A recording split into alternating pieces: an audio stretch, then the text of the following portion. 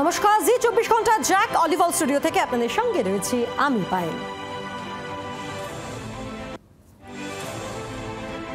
দুপুর 3:03 3 খবরে আমাদের নজর থাকবে অবশ্যই যে বিধানসভা নির্বাচনের আগে রাজনীতিতে নয়া ফ্রেম দেখাবো আপনাদেরকে। আমি সৈকত নিউজরুম থেকে আপনাদের যে খবর দেব, শুভেন্দু অধিকারী রক্ষা কবচ প্রত্যাহারের পর প্রতিহিংসার গন্ধ পাচ্ছে বিজেপি, কিন্তু তৃণমূল বলছে তেমন কোনো সম্ভাবনা নেই। কে কি বলছেন দেখাবো। আর তার আগে আমি সব্যসাচী যে খবরে চোখ রাখবো, দলের আইন শৃঙ্খলা ইস্যুতে কোপ পড়তেই বিস্ফোরক হুমায়ুন কবির। দল খুব বেশি হলে সাসপেন্ড করবে, মিথ্যে কেস দিলে থানা ঘেরাও করার হুঁশিয়ারি দিচ্ছেন হুমায়ুন কবির। তিনি আরও বলেছেন প্রয়োজনে অধীর চৌধুরীর সঙ্গে আসন সমঝোতা করবেন। হুমায়ুন আরও বললেন বিধায়ক পদ থেকে তবু ইস্তফা তিনি দেবেন না। কি বললেন শুনুন।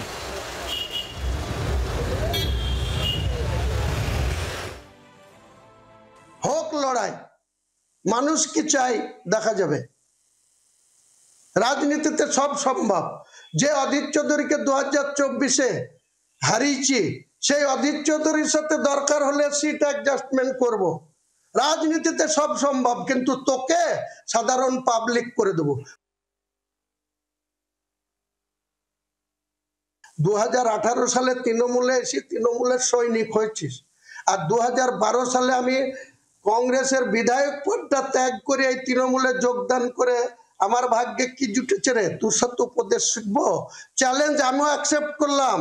আমি রেজিনগর দাঁড়াবো, আর কাঁদিতেও দাঁড়াবো, নাহলে আর এক হুমায়ুন কবিরকেও কাঁদিতে নিয়ে এসে দাঁড় করাবো তোর বিরুদ্ধে। দেখবো তুই কত ধানে কত চাল হয়, তোকেও দেখাবো। অপূর্ব সরকার, তোর চ্যালেঞ্জ আমি অ্যাকসেপ্ট আমিও করলাম। হুমায়ুন কবিরের বিরুদ্ধে শুধু অ্যাকশনটা নেই, হুমায়ুন কবিরকে কেবল সাসপেন্ড করবে। তো বিধায়ক পদ নোটিশ যতক্ষণ না হচ্ছে ততক্ষণ বিধায়ক পদে আছি, থাকবো। কোনো ওই বুকামি করব না। 2012 সালে মমতা ব্যানার্জির উপরে ভরসা করে 18 মাসের মাথায় যেটা রিজাইন দিয়েছিলাম 20 নভেম্বর 2012, সেই বুকামি আর করব না। সাসপেন্ড করলে ওয়েলকাম জানাবো।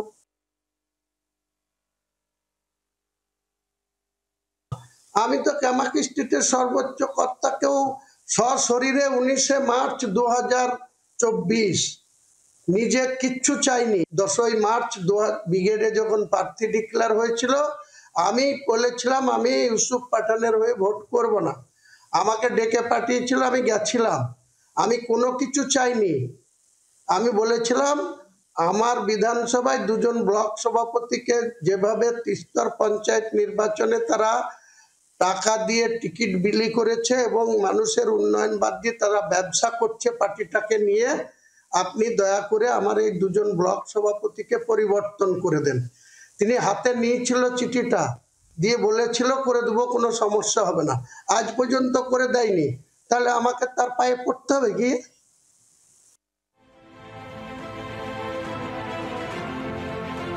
সামনে বিধানসভা নির্বাচন, তবে তার আগেই রাজনীতিতে নয়া ফ্রেম। সুকান্তর জেলায় সভা শুভেন্দুর। আজ গঙ্গারামপুরে সভা সুকান্ত শুভেন্দু, যা অত্যন্ত গুরুত্বপূর্ণ, কারণ সামনে বিধানসভা নির্বাচনের আগে একেবারে রাজনীতিতে নয়া ফ্রেম। কারণ সুকান্ত মজুমদার তার জেলায় সভা শুভেন্দু অধিকারীর, এবং একই ফ্রেমে সুকান্ত শুভেন্দু। আপনাদের মনে থাকবে এর আগে সুকান্ত মজুমদার যখন বিজেপির রাজ্য সভাপতি ছিলেন তখনও হয়তো এই একই ফ্রেমে আমরা দুজনকে দেখিনি, তবে এবার একেবারে একই ফ্রেমে রাজনীতির নয়া ফ্রেম, যেখানে একই সঙ্গে সুকান্ত মজুমদার এবং শুভেন্দু অধিকারী। সাংগঠনিক জেলা তথা প্রশাসনিক জেলার দেবতুল্য কার্যকর্তা বৃন্দকে আমি অন্তর থেকে শ্রদ্ধা, শুভেচ্ছা, নমস্কার, জোহার জানাচ্ছি। আপনারা এখানে অনেকক্ষণ থেকে এসেছেন, কানায় কানায় পূর্ণ। শুধু মাঠ নয়, ডায়ে বাঁয়ে অলি গলি যত দূর চোখ যাচ্ছে, মানুষের কালো মাথা। এরা আমাদের লুজ সাপোর্টার বা ভোটার নয়, এরা মেরা বুথ সবসে মজবুত ভারতীয় জনতা পার্টির বুথের এক একজন সৈনিক, আপনাদেরকে আরেকবার আমি কৃতজ্ঞতা জানাই। আমাদের মঞ্চে উপবিষ্ট আছেন যিনি এই জেলায় ভারতীয় জনতা পার্টিকে সাফল্যের দোরগোড়ায় পৌঁছে দিয়েছিলেন এবং উত্তরোত্তর দলকে জনতার সঙ্গে যুক্ত করে মানুষের পার্টিতে পরিণত করেছেন, যিনি একটু আগেই ছজন এমএলএ এই জেলা থেকে নরেন্দ্র মোদীজিকে পশ্চিমবঙ্গ বিজেপিকে দেওয়ার অঙ্গীকার করেছেন। ভারত সরকারের মাননীয় রাষ্ট্রমন্ত্রী, ভারতীয় জনতা পার্টির এই রাজ্যের অত্যন্ত বলিষ্ঠতম নেতা, প্রাক্তন রাজ্য সভাপতি, আপনাদের আপনজন, আমার সহকর্মী সম্মানীয় ডক্টর সুকান্ত মজুমদার মহোদয়। মঞ্চে যিনি আছেন, এই সবার যিনি পুরোহিত ঋত্বিক, সবাইকে এক জায়গায় যিনি আমাদেরকে মিলিত করেছেন, তরুণ জেলা সভাপতি মাননীয় স্বরূপ চৌধুরী মহোদয়, যিনি আমাকে বিধানসভাতে শেষ যে অধিবেশন হলো, আমি যে খবরের দিকে নজর রাখবো, আপনারা জানেন যে হাইকোর্টের নির্দেশে শুভেন্দু অধিকারী তার রক্ষা কবচ তুলে নেওয়া হয়েছে। আর সেই রক্ষা কবচ তুলে নেওয়ার পর বিজেপির মহল তারা মনে করছেন যে শুভেন্দু অধিকারীর সঙ্গে প্রতিহিংসামূলক আচরণ করা হতে পারে, অর্থাৎ তাকে গ্রেফতার করা হতে পারে, তার বিরুদ্ধে এফআইআর কার্যকর করা হতে পারে, এমন সম্ভাবনায় কিন্তু শান দিচ্ছে বিজেপি। ঠিক সেই সময় সৌগত রায় তিনি বলছেন তৃণমূল কংগ্রেস প্রতিহিংসা রাজনীতিতে বিশ্বাস করে না। কি বলছেন তিনি শোনাবো। শুভেন্দুকে যে রক্ষা কবচ বিচারপতি রাজশেখর মান্তার বেঞ্চ দিয়েছিল সেটা তুলে দিয়েছে। তার মানে শুভেন্দুর মামলাগুলো দ্রুত তদন্ত হবে এবং শুভেন্দুর বিরুদ্ধে নতুন মামলা করায়ও কোনো অসুবিধা রইল না। আমার মনে হয় এবার শুভেন্দু আইনের চাপটা অনুভব করবে। বারবার প্রতিহিংসার অভিযোগ করা যায় কেন্দ্রীয় এজেন্সি, একবার কি তৃণমূল কংগ্রেস পাল্টা প্রতিহিংসা করতে যাবে? না, তৃণমূল কোনো প্রতিহিংসায় বিশ্বাসই করে, সুতরাং এরকম কিছু হওয়ার সম্ভাবনা। নিজেদের যে মুখ পুড়ল, প্রতি ক্ষেত্রে আদালত মুখ পুড়িয়ে দিল, তার জন্য একটি শব্দ করে না। অতএব আমি মনে করি যে এদের লজ্জিত হওয়া উচিত যে এক বিন্দু আদালত বিশ্বাস করলো না এই ঘটনার জন্য। আর এফআইআর করলে আদালত তো আছেই, অতএব চিন্তার কোনো কারণ নেই। ফালতু এফআইআর, মিথ্যা এফআইআর করলে পরে ও আদালতে ধোপে টিকবে না। আর আমি আপনাকে বলছি আবার রক্ষা কবচ পাবে। পার্ক স্ট্রিট হোটেলে খুনের চাঞ্চল্যকর তথ্য। হোটেলে কিছু ঘন্টার জন্য নিয়ে গিয়ে খুন করা হয়, বিছানার চাদর দিয়ে শ্বাসরোধ করে খুন করা হয়, ভুয়ো আধার কার্ড দিয়ে হোটেলের রেজিস্ট্রেশন করা হয়েছিল এবং সিসিটিভি খতিয়ে দেখছে পুলিশ। প্রাথমিকভাবে মনে করা হচ্ছে নিহত যুবকের নাম রাহুল লাল, 22-23 বছর বয়স, পার্ক স্ট্রিট থানা এলাকার বাসিন্দা এবং তাকেই খুন করা হয়েছে রীতিমতো পরিকল্পনা করে। এখনো পর্যন্ত এই তথ্য সামনে আসছে।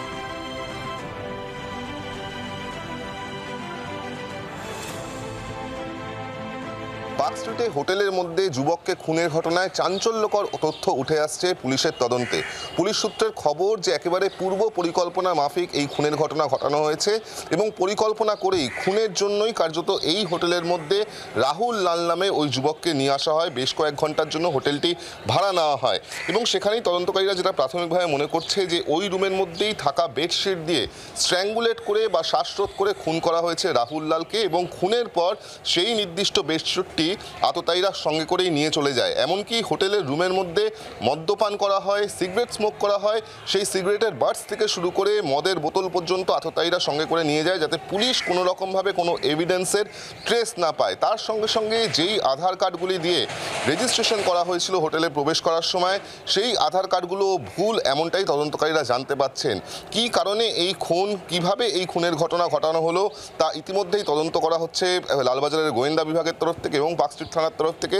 পাশাপাশি কিন্তু পুলিশের তরফ থেকে প্রাথমিকভাবে যেটা মনে করা হচ্ছে যে কোনো আর্থিক বিবাদ বা টাকা পয়সার লেনদেনকে কেন্দ্র করেই এই হত্যাকাণ্ডের ঘটনা ঘটানো হয়েছে, এমনটাই প্রাথমিকভাবে পুলিশ মনে করছে। এই হোটেলে থাকা সিসিটিভি এবং অন্যান্য সিসিটিভি সূত্র ধরে যেই দুজন অভিযুক্ত ছবি দেখা যাচ্ছে তাদেরকে আইডেন্টিফাই করার চেষ্টা করছেন তদন্তকারী আধিকারিকরা। জি 24 ঘন্টার জন্য ক্যামেরায় তরুণের সঙ্গে বিক্রম দাস, কলকাতা।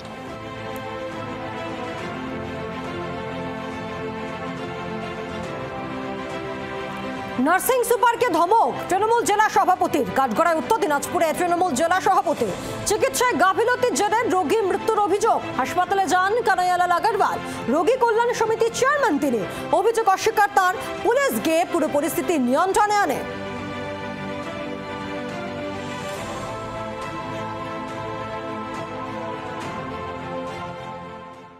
ও বললো বাপিদা এরকম ব্লাড নেই, ও পজিটিভ ব্লাড নেই, আপনি যদি একটা লোক জোগাড় করতে পারেন খুব ভালো হয়। আমরা ও পজিটিভ ব্লাড যখন জোগাড় করলাম, পরে ওই ছেলেটার কোনো রোগ ছিল, সে ব্লাডটা নিল না। পরে ওই হসপিটাল থেকে, ওই ব্লাড ব্যাংক থেকেই আবার ওনাকে ও পজিটিভ ব্লাডটা চালিয়ে এলো। তখন কোথা থেকে আসলো ও পজিটিভ ব্লাডটা? তারপরে চালানোর পরে তার প্রপার ট্রিটমেন্ট হয়নি। ডাক্তার বললে এসব ওষুধ চালালে আপনার পেশেন্ট ঠিক হয়ে যাবে, কিন্তু একটা ওষুধ চালায়নি। সিস্টাররা সবসময় এসি রুম এখন করে দিচ্ছে, এই এসি রুমের মধ্যে বসে এরা গল্প করতেছে, ভাইফোঁটার গল্প। আর এরা সব বাইরের নার্স, এই নার্সগুলো এখানকার মানুষের কদর বোঝে না, পেশেন্টকে মেরে দিচ্ছে। কোন পেশেন্টকে, আপনি এতগুলো বেডে লোক আছে, আপনারা শুনে নেন একটা পেশেন্টের কাছ থেকে তারা নার্সগুলো তারা ভালো ব্যবহার করছে কিনা। ওনাকে পরশুদিন সকাল 7টায় ভর্তি করা হয়েছিল, পরশুদিন ছিল, কালকে সকাল 10টার সময় নিয়ে যাওয়া হয়েছে। তারপরে রাত্রি 1টার সময় খুব বাড়াবাড়ি হয়েছে, আবার 1টার সময় আনা হয়েছে। 1টা থেকে নিয়ে এই পর্যন্ত ডাক্তার কেউ ঠিক মতো, ডাক্তার বলছে যে ওনার কোনো সিরিয়াস নেয়নি। যদি আমাদের বলতো সেরকম যে বাইরে নিয়ে চলে যাও, তাহলে আমরা নিয়ে যেতাম না। এখানে ফেলে একটা নার্স আসেনি এখানে, আমি এখানে 2-2.5 ঘন্টা থেকে বসে আছি, আমরা কতবার গেছি, কেউ আসেনি এখানে। মানুষটা ছটফট, ওদের কি চোখে পড়েনি? কি হয়েছিল, কি সমস্যা ছিল? আমরা তো সমস্যাটা, আমরা ডাক্তার দেখিয়েছি, আমরা তো ডাক্তার না যে আমরা তার সমস্যাটা বলতে পারবো। ডাক্তার রিপোর্ট দেখে ডাক্তার তো সমস্যা করবে। ডাক্তারদের নেগলিজেন্সির জন্য চলে গেল। কি চাইছেন এখন? কি চাইছি আমরা, কি চাবো? আমাদের তো মানুষই চলে গেছে। আমরা পেপারসও দেখলাম, একটা প্যানক্রিয়াটাইটিস পেশেন্ট ছিল, ডক্টর মন্ডলকেও দেখেছিল, উনি শুধু ইঞ্জেকশন দিতে বলেছিলেন। পেশেন্ট পার্টি বলছে যে সেই ইঞ্জেকশনগুলো ঠিক মতো দেওয়া হয়নি, এই পেশেন্টটা সাকাম করেছে, মারা গেছে। পেশেন্ট পার্টি যদি কমপ্লেন করেন তাহলে নিশ্চয়ই আমরা ডিটেল ব্যাপারটাকে হসপিটাল সুপারিটের মাধ্যমে জেনে নিতে পারবো যে ট্রিটমেন্টটাতে কোথাও গাফিলতি আছে। কিন্তু বারবার সিস্টারদের ডাকা হয়েছে, তারপরেও সিস্টাররা উঠে আসে। একজন মিস্টার বেরা বলে একজন সিস্টার আছে, দেখলাম ওর ব্যবহারটা খুবই খারাপ। আমি স্পেসিফিক্যালি ওনার এগেইনস্টে কমপ্লেনটা করব। যদি কোনো ক্ষমতার জায়গা থেকে কেউ যদি এইভাবে ঔদ্ধত্য দেখায় কিংবা হুমকি হামকি দেয়, সেটাও গ্রহণযোগ্য নয়। সমস্ত বিরুদ্ধে পদক্ষেপ নেওয়া হবে।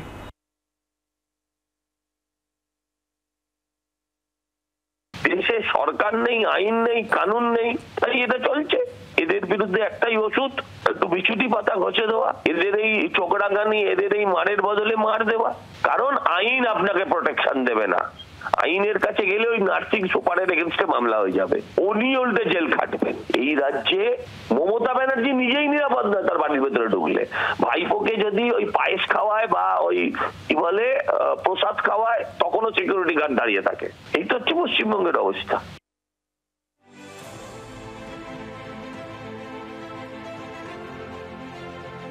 মহিলাদের বিশ্বকাপ খেলতে এসে অস্ট্রেলিয়ান দুই ক্রিকেটারকে হেনস্থার অভিযোগ, শ্লীলতাহানির অভিযোগ, আর এই কারণে অভিযুক্তকে গ্রেফতার করা হয়েছে। এবং এই ঘটনায় রীতিমতো সুর চড়িয়েছে তৃণমূল কংগ্রেস। এক্স হ্যান্ডেলে পোস্ট করে তৃণমূল কংগ্রেসের তরফ থেকে দাবি করা হয়েছে যে বিজেপি শাসিত রাজ্যে এমন হেনস্থা কেন? যে বিজেপি মহিলা সুরক্ষা নিয়ে কথা বলে, বাংলায় মহিলা সুরক্ষা নিয়ে প্রশ্ন তোলে, সেই বিজেপির শাসিত রাজ্যে ইন্দোরে কেন বিদেশি খেলোয়াড়কে শ্লীলতাহানির মুখে পড়তে হলো, এই প্রশ্ন তোলা হয়েছে। প্রবীর চক্রবর্তী আমাদের প্রতিনিধি আমাদের সঙ্গে এই মুহূর্তে টেলিফোন লাইনে রয়েছেন। প্রবীর, তৃণমূলের তরফে এক্সপোস্টে ঠিক কি দাবি করা হচ্ছে? দেখো, বিদেশের একজন খেলোয়াড় তিনি কলকাতায় দেশের মাটিতে বিজেপি শাসিত রাজ্যে তার শ্লীলতাহানি করা হয়েছে বলে অভিযোগ উঠেছে এবং স্বাভাবিকভাবেই পুরো বিষয়টা প্রবীর শোনা যাচ্ছে? হত্যা নিয়ে কথা বলা হয়, অথচ একজন বিদেশিনী সেও ভারতবর্ষের মাটিতে এসে ডবল ইঞ্জিন সরকারের রাজ্যে এসে। প্রবীর, আপাতত অনেক ধন্যবাদ আমাদের সঙ্গে থাকার জন্য।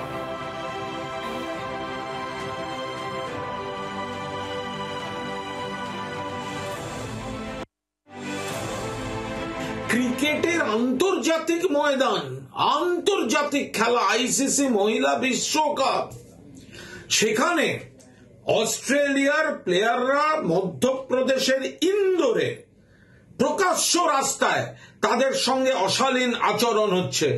ভারতীয় জনতা পার্টি আজ ভারতের মুখে কালি লাগিয়ে দিল, আন্তর্জাতিক দুনিয়ায় ভারতের মাথা হেট করে দিল। এই হচ্ছে ডবল ইঞ্জিন সরকার। অস্ট্রেলিয়ান ক্রিকেটারদের শ্লীলতাহানির ঘটনায় রীতিমতো এক্স পোস্টে সরব তৃণমূল কংগ্রেস। শুনলেন কুণাল ঘোষ, তিনি বলছেন বিজেপি শাসিত রাজ্যে এই ঘটনা ঘটছে, অথচ বিজেপি নীরব কেন? বাংলার আওয়াজ, বাঙালির আবেগ, জি 24 ঘন্টা।